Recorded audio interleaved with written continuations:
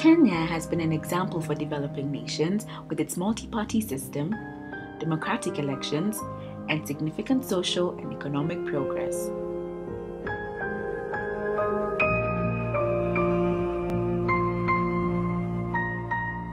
In 1991, when Kenya adopted a multi-party system with strong encouragement from the international community, President Moi warned that it would incite tribal clashes.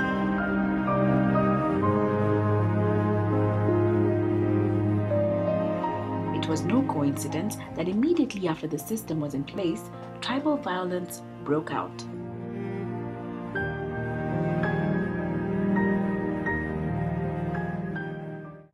The violence during 2007 and 2008 was reminiscent of that time.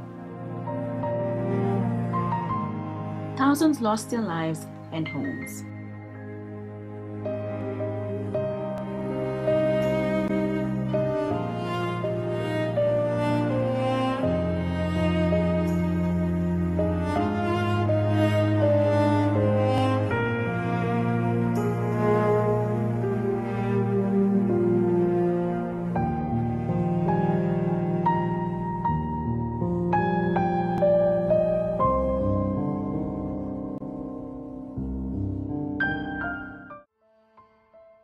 Curtains of violence were brought down, and in its place, a peace-driven memorandum took center stage. This was precipitated by a series of mediation efforts by groups of eminent personalities, resulting to power-sharing deal between Kibaki and Raila. We are confident that the issues can be resolved within a year. We stand today at the crossroads of history for our country. I therefore strongly condemn all acts of violence that have been witnessed in parts of our country. The promise of a new constitution and civil society peacemaking initiatives set the pace. Such include the Global Peace Festival. The Global Peace Festival took place in Kenya and laid the framework for a peace-driven development agenda in Kenya to heal the country from the post-election wreck. In November 2010, the Global Peace Festival Foundation, GPFF, convened a landmark Global Peace Convention. The convention message was aligned to conflict resolution, peace and development, and was based on three key pillars of peace. First, building interfaith partnerships. Second, strengthening families. And third, promoting a culture of heart through service. 2 years later, the Rift Valley Peace Initiative was launched in April. GPFF, GPYC, and other partners built a foundation for this initiative over the course of 2 years.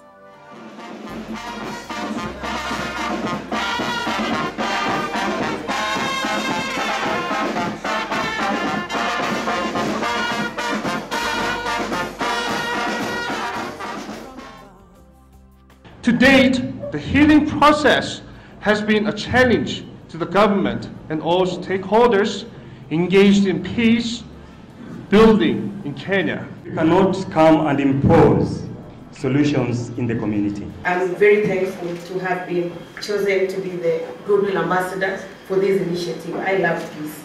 We should be able to live with one another. I don't believe that Kenyans are tribalists. I don't believe in tribalism. We will be with you in the Rift Valley, driving this campaign. So join hands and let's educate our youth. The innovative approach of these organizations is based on partnerships and community-driven development to create grassroots initiatives that address shared issues like water sanitation, human resource development, and character education. The Rift Valley has been really every election year from 1992, 2002, 2007, there has been a repetition of violence. That's why we initiated this program to be able to address violence at the source. Since its inception, the RVPI model has targeted 3 key regions in Rift Valley, renowned for ethnically motivated violence. These include Njoro, Molo, and Kuresoi. GPYC and GPFF, and with other partners, we have decided to come to the Rift Valley to talk to the people. We are all global citizens.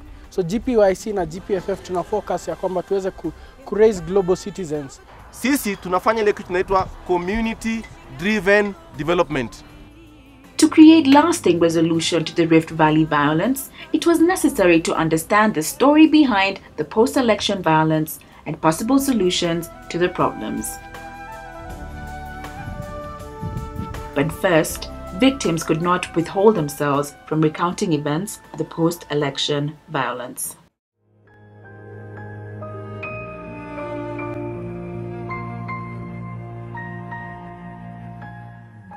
Wakati vita ilikuja nilikuwa mjamzito na yenyewe nijifungua mtoto wangu kama siku zake hazijafika. Hata wenye sana kuleta shida ni hao wenye wanagombea vita. I felt guilty of how things were happening. Tulienda kwa Mkikuyu mmoja hapa juu na alikuwa na kijana yake. Sisi tukamuita tukamwambia toka nje, akakataa kutoka. Tukaenda tukamvuruta chini ya kitanda, tukainua kitanda juu na mvuruta anatoka nje. After kutoka nje tukalalisha hao chini. Panga amelala yeye vizuri sana kwanza unaenda na command vile wanasema ndio utafanya. Mumefanya ajabu la maana kukuja kujua kiini hasa nini huwa kinaleta shida. That's one of the process of conflict resolution, kwamba tunawaza, tuchukue time yetu tuwaze. The conflicts is like they are being based on ethnic, nepotism, and also the resources. Na sisi tuko na right ya kuchagua, tuko na right ya kufikiria, na tuko na right ya kukaa Rift Valley kwa sababu sisi ni wa Kenya. Tunaumizana maskini kwa maskini. Tunapata nini? Intermarriages. Let us encourage that one. Hawa wasichana wetu waolewe kule. Wacha nasi vijana twende tuchukue wasichana wao. Tuchanganyike pamoja. To sensitize community, iwe na personal and collective responsibilities of bringing integration. The community is driven to make the choices they want. In order to systematically and successfully tackle underlying concerns within the community, RVPI focused on forming committees within each of the region where peace strategies would be discussed and implemented. Because tunataka committee, na hii committee ambaye inatuwakilisha sisi sote. Tungewahimiza kama committee wachague zile top 5 priorities ama zile mradi 5 muhimu. We need to identify as community the project that can connect all the communities together. Mimi naona itakuwa mzuri kama tutatumia hawa kamati ambao umesema. What we want is that the community from today henceforth must own the peace process in Rift Valley. Aware of the importance of peace for national development, continued investment in peace-driven agendas have taken center stage. Today, leaders are preaching peace. Regardless of where kukua Mkalenjin, Mkikuyu, Mkisii, Mluya, sisi wote ni familia moja. Change begins with me. Tuamue katika fikra zetu ya kwamba kuanzia leo tutabadili mienendo na kuhakikisha kwamba kuna amani. Let's believe we can get sustainable peace. This has been made possible through the realization that there is a need for moral and innovative leadership. Kenya is an emerging model for conflict resolution, community-driven development, and the moral and innovative leadership that drives these things. A model for developing countries, a model for Africa, and a model for countries in conflict. Kenya's future depends on moral and innovative leaders who are driven by a vision that can encompass not only people of Kenya, but Africa and the world. Kenyans will share with the world the progress they have made since the tragedy of 2007.